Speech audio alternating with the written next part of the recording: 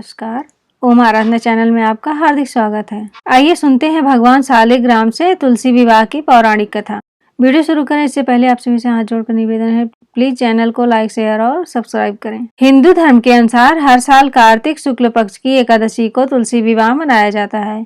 इस दिन पूरे हिंदू रीति रिवाज से माता तुलसी और भगवान शालिग्राम का विवाह कराया जाता है। इस विवाह को कराने पर ऐसा माना जाता है कि इससे न केवल माता तुलसी बल्कि भगवान विष्णु का भी आशीर्वाद मिलता है।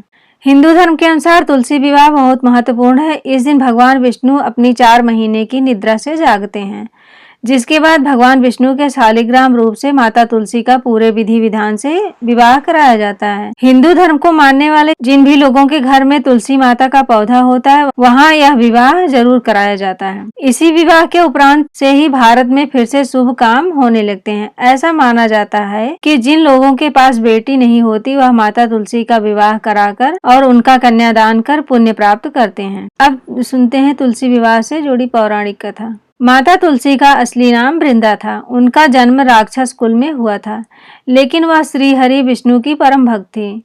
वृंदा जब बड़ी हुई तो उनका विवाह जलंधर नामक असुर से करा दिया गया। वृंदा भगवान विष्णु की परम भक्त तो थी ही, साथ ही वह पतिव्रता स्त्री भी थी। उनकी भक्ति और पूजा के कारण उनका पति जलंधर अजेय होता गया और इसके चलते उसे अपनी शक्तियों पर अभिमान हो गया। उसने स्वर्ग पर आक्रमण कर देव कन्याओं को अपने अधिकार में ले लिया। इससे क्रोधित होकर सभी देव भगवान श्री हरि विष्णु की शरण में गए और जलंधर के आतंक का अंत करने की प्रार्थना की। परंतु जलंधर का अंत करने के लिए सबसे पहले उनकी पत्नी वृंदा का सतीत्व भंग करना अनिवार्य था। भगवान विष्णु ने अपनी माया से जलंधर का रूप धारण कर वृंदा के पतिव्रत धर्म को नष्ट कर दिया और इसके परिणाम स्वरूप जलंधर की शक्ति क्षीण हो गई।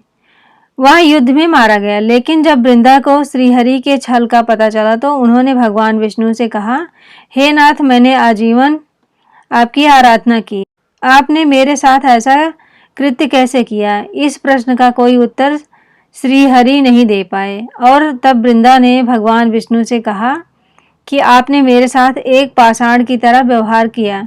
मैं आपको श्राप देती हूँ कि आप पाषाण बन जाए। यह कहते ही भगवान श्रीहरि पत्थर समान हो गए और सृष्टि का संतुलन बिगड़ने लगा। तब देवताओं ने वृंदा से याचना की कि वह अपना श्राप वापस लें। भगवान विष्णु भी वृंदा के साथ हुए छल से लज्जित थे और अंत में उन्होंने भगवान विष्णु को क्षमा कर दिया और भगवान विष्णु को श्राप मुक्त कर जलंधर के साथ सती हो गई।